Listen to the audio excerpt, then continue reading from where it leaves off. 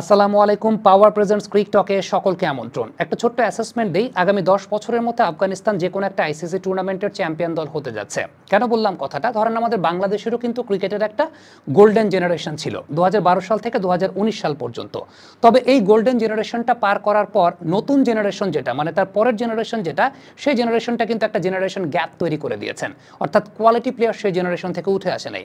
কিন্তু আফগানিস্তানের second generation মানে রশিদ খানদের জেনারেশনের পরে আমরা দেখতে পাচ্ছি আরও ভয়ঙ্কর জেনারেশন তৈরি হচ্ছে এবং ডে বাই ডে আমার মনে হয় যে ফোর্থ ফিফথ জেনারেশনের কনসিস্টেন্সি আরও বেটার হবে। আপনি চিন্তা করে দেখেন, রাহমানুল্লাহ গুরবাজ, ইব্রাহিম জাদরান, আজমাতুল্লাহ ওমরজাই, এই যে জেনারেশনটা কিন্তু আগের জেনারেশনের চাইতে আরও ভয়ঙ্কর।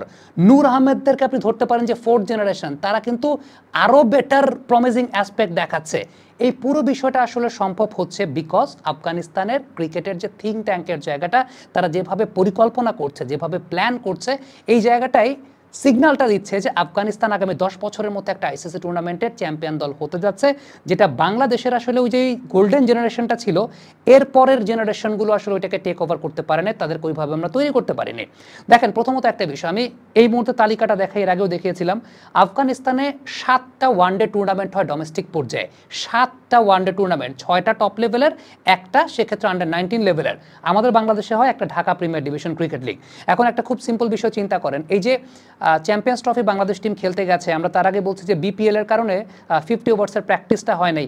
এই বিপিএলটা তো মোহাম্মদ নবীও খেলেছেন, তিনিও তো পুরো বিপিএল খেলে গেছেন।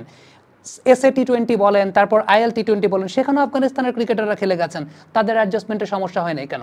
তাদের অ্যাডজাস্টমেন্টের সমস্যা হয় নাই কারণ তারা বছরে 6টা 50 ওভারের টুর্নামেন্টই খেলে।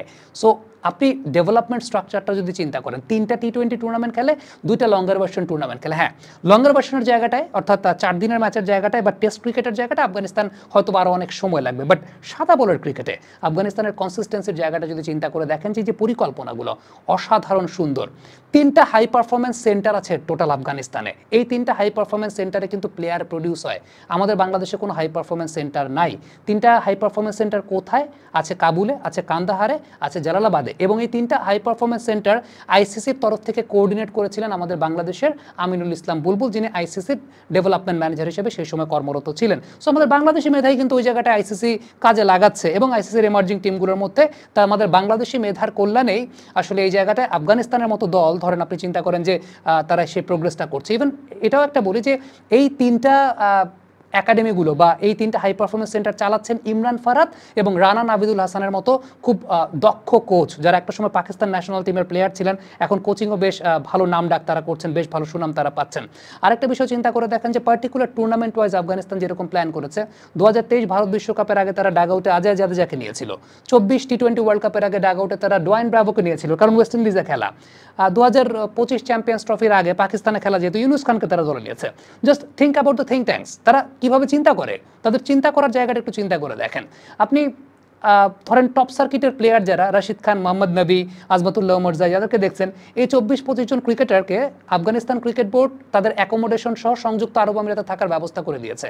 সেখানকার স্পেশাল প্র্যাকটিস ফ্যাসিলিটিস সব কিছু তারা অ্যাভেল করতে পারে।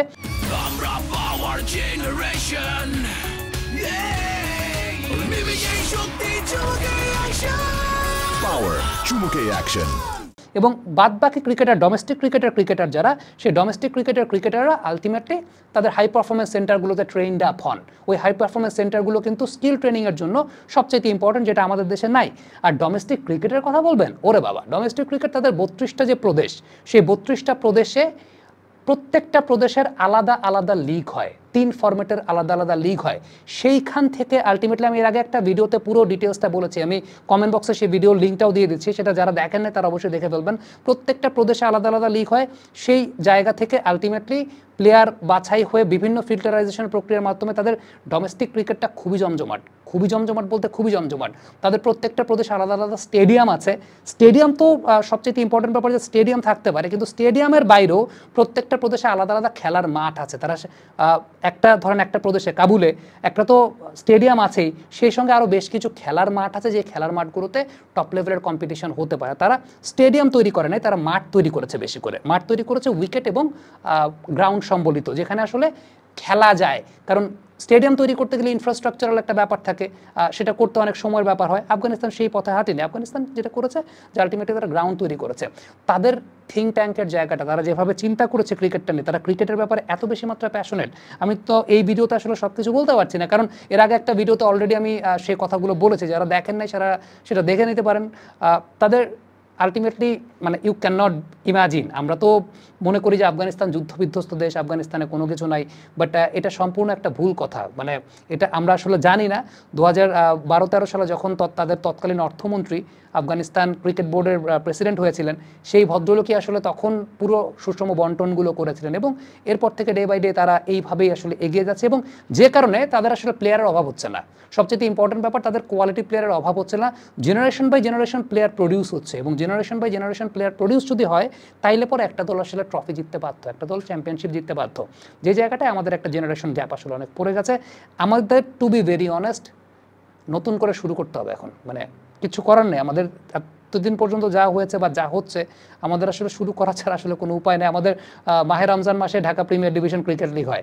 আফগানিস্তানের একটু আপনি চিন্তা করে দেখেন, আফগানিস্তান কি করে, তারা বছরে 6টা ওয়ানডে টুর্নামেন্ট অ্যাকোমোডেট করছে একটা 12 মাসের বছরের মধ্যে। 6টা ওয়ানডে টুর্নামেন্ট অ্যাকোমোডেট করছে, 3টা টি20, আবার সেই জায়গাটায় আপনি যদি চিন্তা করেন যে 2টা লঙ্গার ভার্সন, এবং যে কোনো পার্টিকুলার টুর্নামেন্টের আগে তাদের প্রিপারেশনাল ফেজটাও আসলে খুব গুরুত্বপূর্ণ। সো সব কিছু মিলিয়ে আমার ব্যক্তিগত অ্যাসেসমেন্টের জায়গা যে within next 10 years they are going to win an ICC trophy. Comment বক্সে আপনাদের মন্তব্য মতামত জানতে চাই।